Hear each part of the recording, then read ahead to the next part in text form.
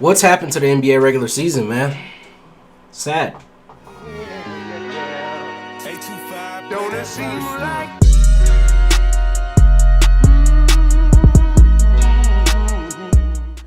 Yeah, man. So I'm here to talk a little bit of the NBA. The regular season has come to an end, as everybody knows. The play-in is happening now. Charlotte and Atlanta are playing right now as I'm filming this, but I feel the need to talk about this past NBA regular season and the trend that is happening in the NBA, and kind of give a little bit of my story as to why I love basketball. So, I played basketball from a young age. I can remember going to the Palace for the then Palace of Auburn Hills for games. You know, there was a time where I got to be on the court and when I was a small kid and shake the players' hands as they came out of the tunnel. I met Allen Iverson, like Tracy McGrady, all sorts of people. And I know that's crazy because you're probably thinking the Pistons in Detroit. You can see my Piston stuff back there too. I know it's a little kind of cut off because the camera's focused on me, but my Piston stuff is back there. But yeah, what the heck is just Allen Iverson, Tracy McGrady? The Pistons just have a habit of getting older stars to come. So that was a treat to meet Allen Iverson and Tracy McGrady, and it was super super cool. I got to touch an actual Larry O'Brien trophy, like the Pistons 2003-2004 trophy. And hopefully Kate Cunningham will be bringing us one of those soon. But what was the problem with the regular season, you say?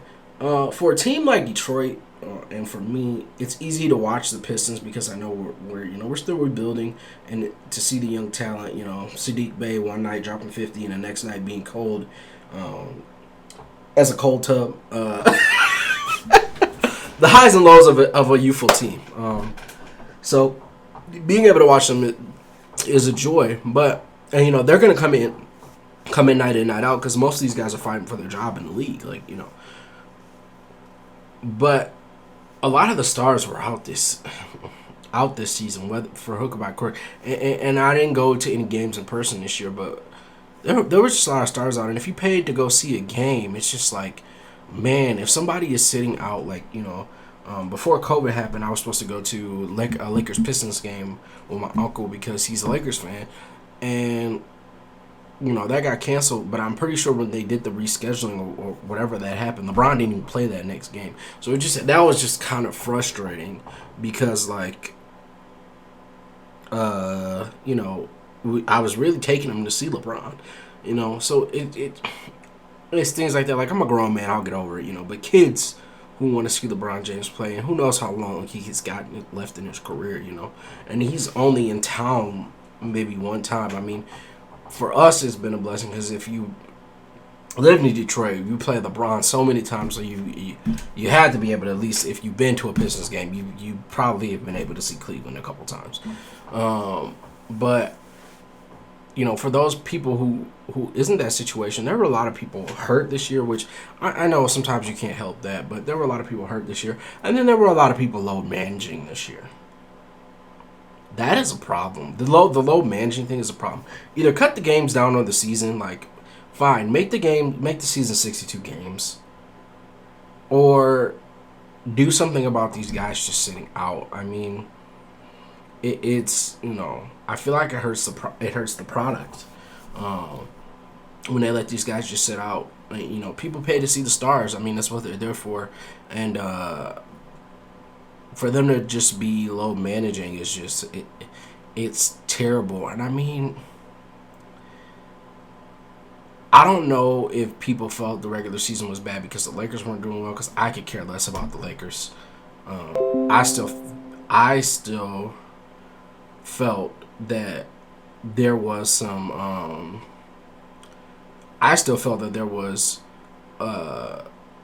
some room for entertainment, and I was entertained by a lot of things this season, but there were a lot of dry spots. I can't say that I watched basketball nearly as much as I have in my previous life, and even the All-Star weekend. I mean, the dunk contest, man. It needs to go. I mean, maybe it's because I'm nostalgic for my childhood or whatever, and so that's just like why I'm like, oh my god, you know, the NBA. But like, I used to be so excited for games to watch games with my granddad and my uncle and my family. Like, you know, that's what we would do. We would watch a lot of games together. We watch you know, people play, talk about who our favorite team was, who our favorite player was. You know, I can even remember a time where Derrick Rose was my favorite player, and I know that's a controversy because he was a Chicago Bull, but I just love Derrick Rose's game, his athleticism, his playmaking ability. Like Derrick Rose was like one of one man, and you know, I just from a perspective as a kid, I love Derrick Rose's game. So, you know, still don't like the Chicago Bulls, but I love Derrick. I can admire somebody's game. I can't, you know, I can't say that admiration and love for the game is for the NBA is the same. Maybe because I'm older, but like also, I just feel like the game is changing in a lot of good ways, a lot of pace, a lot of scoring, you know, a lot more fluidity, a lot of ball movement. You still get a lot of some isolation play. The game has changed in a very positive direction, but there's a part of the game that, I mean, even then, even we're talking about that D Rose, and that Bulls team was physical. Like, I feel like there's a certain physicality that is not in today's NBA. A certain pride on the defensive end that is not in today's NBA. They can be turnoffs for a lot of people, and so I just, you know, the problem I see with the NBA is that one, you know, they've trained the audience to not care until the playoffs come. Like, people don't even watch now until the playoffs start. And even then, like, you know, if it's not a team that they're interested in, they're not going to watch it. Like, how many people are really watching the Hawks and Hornets right now? Is it the same amount of people that watched Brooklyn and Cleveland yesterday? Doubtful. Same amount of people that watch Minnesota and Clippers because that's kind of a rivalry. I don't know. You know, you know, who's gonna watch the other game tonight? I'm blanking on who's playing. I'm sorry, blanking on who's playing in the other a limb game tonight from the West. Give me a second to think about it. I gotta think hard. Oh, Pelicans and San Antonio. How many people are gonna watch that? Not a lot. And that's another problem too, is the timing. Like, basically, if you're the West Coast games, it's hard when you're on the Eastern time zone for people like me. You know, I used to be able to catch when I was on Central and I was still in Iowa. I used to be able to catch some of those later games and it not be terrible for me to go to sleep. But you know, now a 9 o'clock start. I mean, the game ain't over till midnight. I'm sleeping after the first or second quarter. Like, people got to work, people got jobs, people got stuff to do. So the timing too is so hard. The NBA does have its work cut out for that, but I think, you know, the two things they need to address going into this offseason are A, people being committed to their team and not just leaving. You know, they've got to find a way to help smaller markets out in that regard. You know, the Pistons have never been a free agent destination. We will never be a free agent destination. That's why we built through the draft. And I feel like a lot more small market teams need to embrace that mentality. You're not going to get free agents. You're just not. You know, I feel like NBA stars are attracted to New York, Los Angeles, you know, Florida, maybe even Texas, but not. They're not coming to Detroit. I don't think Cleveland is getting free agents. They've built their team around the draft and trades, you know, unless it's LeBron James. You know, and even that was a drafting thing. So, like, the first portion of that. So, like, they're not getting free agents. You know, those teams in the Midwest, you're not getting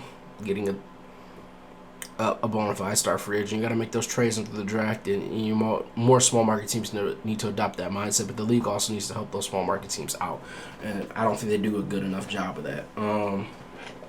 The Bucks are, you know, not even the exception to the rule. They drafted Giannis. They traded for Middleton from us. Again, we're still stupid for doing that. Traded for Drew Holiday. They don't get free agents in Milwaukee either. Now, it'd be interesting to see if people want to come play with Giannis, but, you know, free agents in Milwaukee, like, you know, there are just certain cities people are not going to.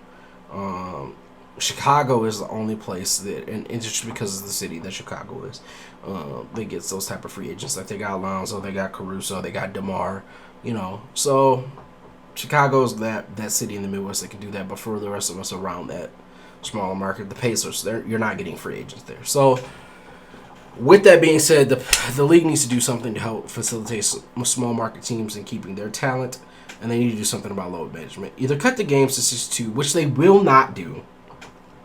They won't do that because it's loss of revenue, which I understand. So since you won't do that, what you need to do is figure out a way to get these players to play more in the regular season. Playoffs, we already know when we're going to get to that playoff time, we excited. Rubbing our hands together like Birdman. And this playoffs especially. I listen, I'm telling y'all, for the casual NBA fan, it's time to come on home. These playoffs have the most parity. Last year was a shock too with Milwaukee and Phoenix, but this year, anything could happen. I mean, it could be the Sixers and Memphis, Sixers and Golden State, Sixers and Phoenix. Will Golden State knock Phoenix off? Like, this year is the most unpredictable year that it has been in a while. The Nets, will they beat Boston? I kind of think they'll make it past Boston. Will it be Milwaukee? That remains to be seen. You got the Sixers, you got the Heat. Don't sleep on the Heat. Mark my words. Do not sleep on the Heat. Sleep on the Heat at your own peril. So, Utah. What's up with Utah? Like, how's that gonna go? So, like, there is so much intrigue around these playoffs. They're gonna be so interesting, just because there's so much parity in the league. But those are a couple things and a couple problems the NBA needs to address. In the comments, let me know what you think. Comment and subscribe. I really want to hear what you guys think about this whole NBA situation. If you're an NBA fan or you like watching basketball, let me know what you think. Get in the comments. And I will be back when I'm ready to run my mouth.